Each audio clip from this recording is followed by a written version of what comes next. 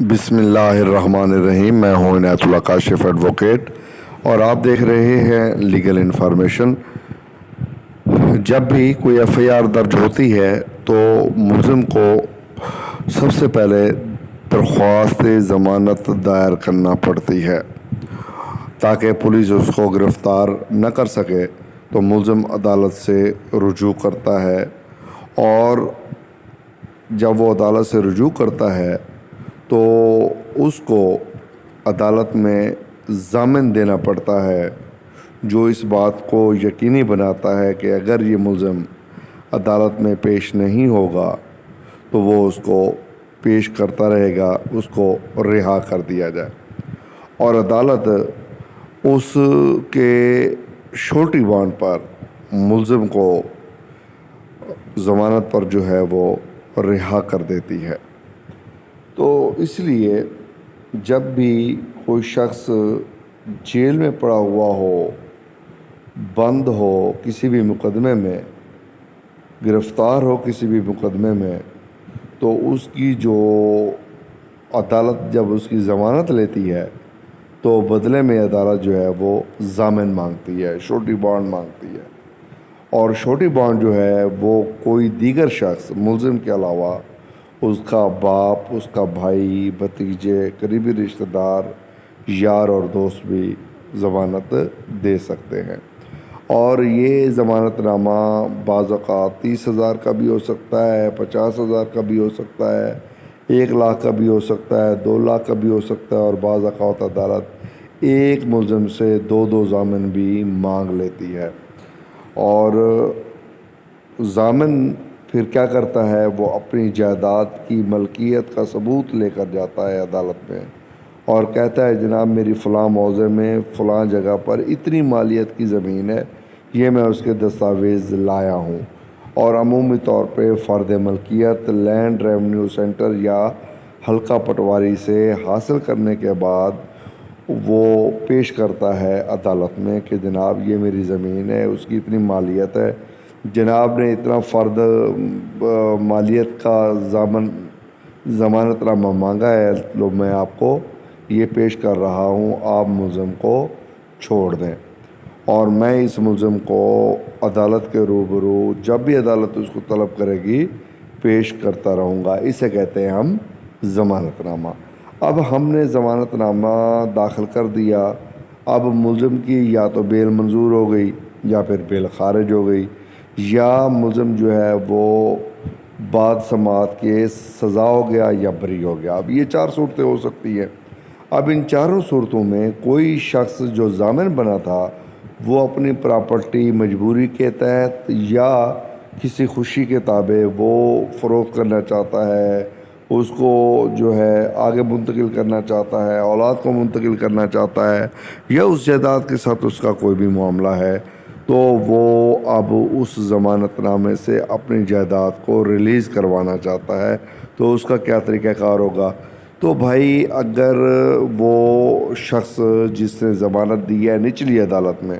فرض کیا علاقہ مجسٹریٹ کے روبرو اس کی ضمانت ہوئی ہے، تو وہ علاقہ مجسٹریٹ کو درخواست دے گا کہ جناب اس کی جائیداد کو ریلیز کر دیا جائے، چونکہ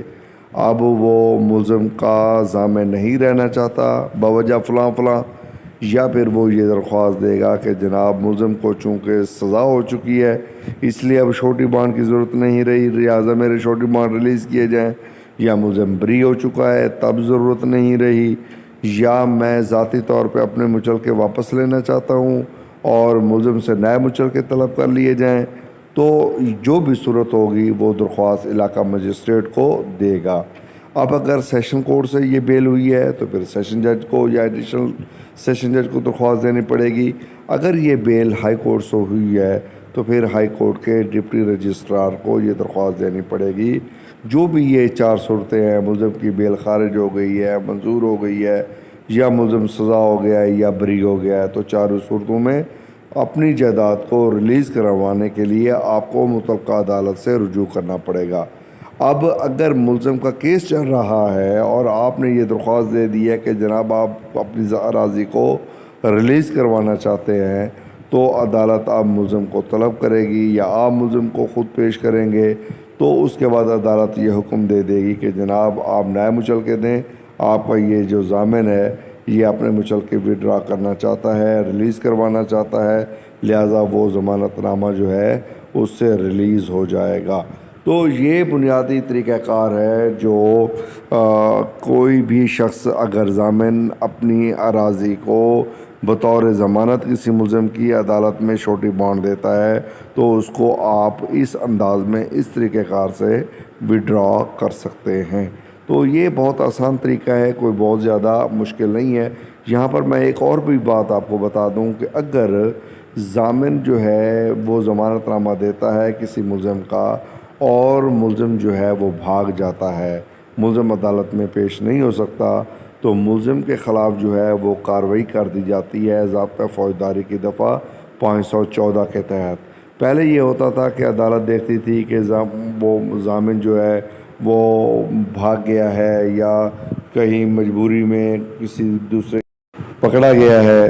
تو پھر عدالت یہ کرتی ہے کہ عدالت ایسے ملزم کے خلاف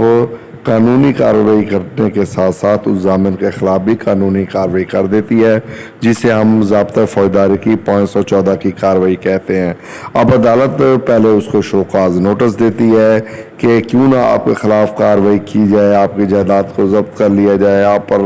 ہرجانہ عائد کر دیا جائے، آپ کو پراسیکیوٹ کیا جائے۔ اب وہ ملزم جو ہے وہ حاضر نہیں ہو رہا تو ضامن عدالت میں 514 کی کارروائی جو ہے وہ بھگتا رہا ہوتا ہے۔ اب وہ اس شوکاز نوٹس کا جواب دیتا ہے، جواب دینے کے بعد جو ہے وہ پھر ضامن کے خلاف باقاعدہ طور پہ کارروائی کی جاتی ہے۔ پہلے یہ ہوتا تھا کہ عدالتیں لینینٹ ویو لے لیتی تھی، 3000 4000 جرمانہ کر کے ملزم کو چھوڑ دیا جاتا تھا اور ضامن کو چھوڑ دیا جاتا تھا، لائبلٹی سے فارغ کر دیا جاتا تھا، تھوڑا بہت جرمانہ عائد کر دیا جاتا تھا۔ اب کیس لا جو ہے وہ ایسے آئے ہیں جس میں انہوں نے کہا ہے چونکہ اب یہ عام عادت بن گئی ہے، پروفیشنل جو ہے وہ ضامن آ گئے ہیں، اس لیے اب پروفیشنل ضامنوں کو انہوں نے کہا ہے کہ پراسیکیوٹ کیا جائے، تو انہوں نے اس پر سخت قانون کر دیا اور یہ قرار دیا کہ جتنے کا ضمانت نامہ مانگا گیا تھا اتنی ہی جائیداد جمع کروانی پڑے گی یا پھر اتنا ہی پیسہ جمع کروانا پڑے گا، ادروائز جو ہے کوئی بچت نہیں ہے۔ تو اب عدالتوں نے جو ہے اس قانون پر بہت زیادہ سختی شروع کر دی ہے اور 514 کی کارروائی جو ہے اب بہت سنجیدگی سے ہونے لگی ہے۔ جتنے بھی ضامن ہوتے ہیں، جتنی رقم ہو تو عدالت جو ہے وہ اتنا ہی جرمانہ عائد کر دیتی ہے۔ فرض کیا ایک کیس میں ایک ملزم کا 50,000 روپے کا مچلکہ مانگا گیا اور کسی شخص نے وہ 50,000 روپے کا مچلکہ دے دیا، اب وہ عدالت میں حاضر نہیں آ رہا، تو پہلے 5,000 روپے پہ جان چھوٹ جاتی تھی، اب عدالت کہتی ہے نہیں جناب آپ کو تو ضامن صاحب آپ کو 50,000 روپے پورے ادا کرنا پڑیں گے۔ تو یہ وہ قانون ہے کہ آپ ریلیز بھی کروا سکتے ہیں اور ضامن کے خلاف کارروائی جو ہے وہ اس انداز میں ہو سکتی ہے۔ اسے 514 کی